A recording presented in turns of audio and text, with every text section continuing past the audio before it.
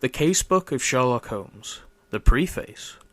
I fear that Mr. Sherlock Holmes may become like one of those popular tenors who, having outlived their time, are still tempted to make repeated farewell bows to their indulgent audiences.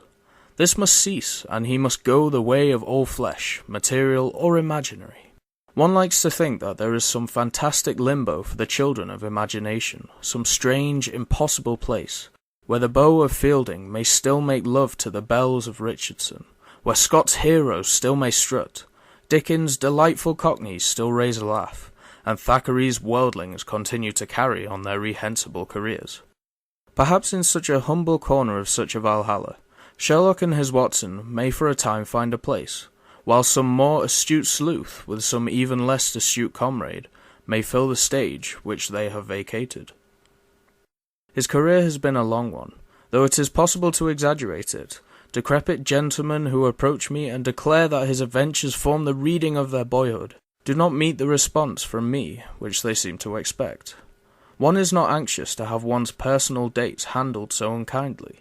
As a matter of fact, Holmes made his debut in A Study in Scarlet, and in The Sign of 4, two small booklets, which appeared between 1887 and 1889.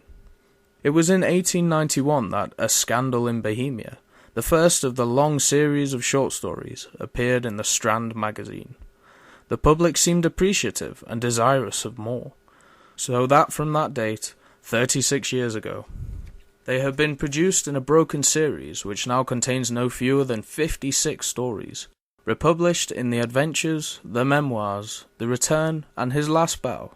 And there remain these 12 published during the last few years, which are here produced under the title of The Casebook of Sherlock Holmes. He began his adventures in the very heart of the later Victorian era, carried it through the all-too-short reign of Edward, and has managed to hold his own little niche even in these feverish days. Thus it would be true to say that those who first read of him as young men have lived to see their own grown-up children following the same adventures in the same magazine. It is a striking example of the patience and loyalty of the British public. I had fully determined at the conclusion of the memoirs to bring Holmes to an end, as I felt that my literary energies should not be directed too much into one channel. That pale, clear-cut face and loose, limbered figure were taking up an undue share of my imagination.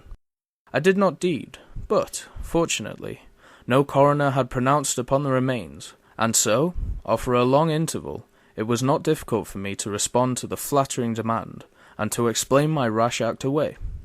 I have never regretted it, for I have not in actual practice found that these lighter sketches have prevented me from exploring and finding my limitations in such varied branches of literature as history, poetry, historic novels, psychic research, and the drama.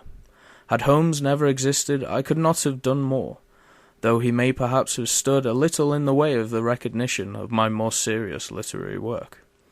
And so, reader, farewell to Sherlock Holmes. I thank you for your past constancy, and can but hope that some return has been made in the shape of that distraction from the worries of life and stimulating change of thought, which can only be found in the fairy kingdom of romance. Arthur Conan Doyle.